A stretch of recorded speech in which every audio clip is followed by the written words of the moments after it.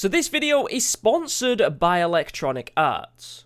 So what is going on, guys? Zero here, and we're back again with another Command & Conquer Rivals video. Today we're going to be showcasing two brand new units coming to the game. For GDI we have the Drone Swarm, and for the Nod we have the Chem Buggy. We're going to be taking a look at both of these units in detail in today's video, but we're also going to be showing some tips on how you can actually utilize these units to your advantage. So let's start off by taking a look at the Drone Swarm.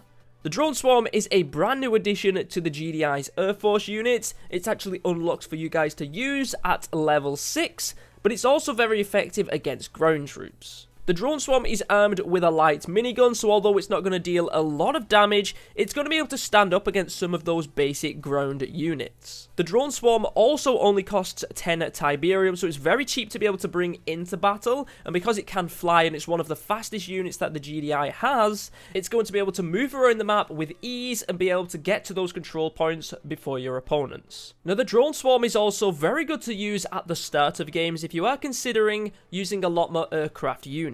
Not only does it only cost 10 Tiberium, so you can bring it into the game very quickly. Once you've done that, you've already built the helipad, so all you need to do then is bring out more powerful aircrafts to be able to counter your enemy. You all know just how important it can be to use your Tiberium wisely at the start of a game, and being able to get control of the board very early can then make it more difficult for your enemy to make a comeback. Now, of course, the Drone Swarm is going to have many units which are going to be effective against it. However, as you're probably going to be using this unit early in game, it's probably going to narrow down the amount of units you're going to be going up against.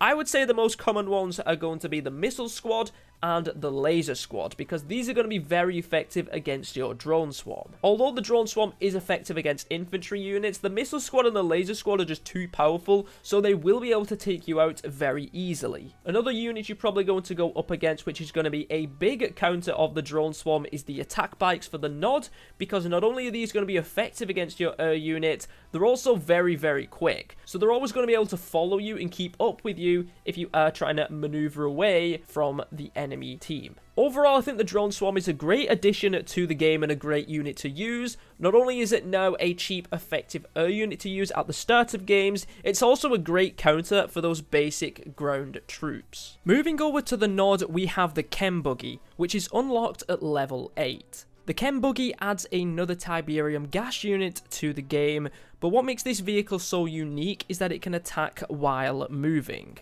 So if you're chasing after an enemy that is running away, it's going to leave behind Tiberium gas that can damage others while also damaging the enemy that the Chem Buggy is chasing. If the enemy isn't moving at all, the Tiberium gas is just going to maximize the damage you're going to do and give you a better chance of winning that battle. The Chem Buggy also costs 60 Tiberium, which is the same as the Chemical Warrior, so it gives you another alternative unit that is effective against ground troops. It's also a perfect unit to use with the Commander Jade, because as you know, she has a Catalyst Missile ability, which fires a missile down onto the board, dealing medium damage.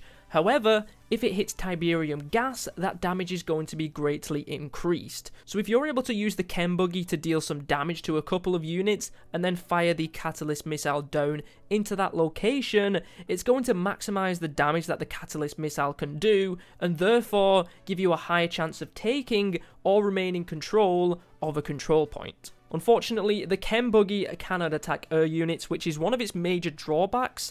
Units like the Orca or the Banshee are going to be very effective against the Chem Buggy, and along with that, anti-vehicle units such as the Predator or the Scorpion tank will also make quick work of a Chem Buggy.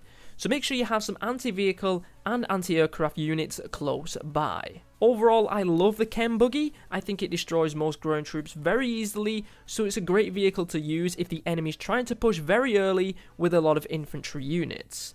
Let me know what you think about both the Drone Swarm and the Chem Buggy in the comment section down below. Thank you so much for watching, and I'll catch you all in my next video.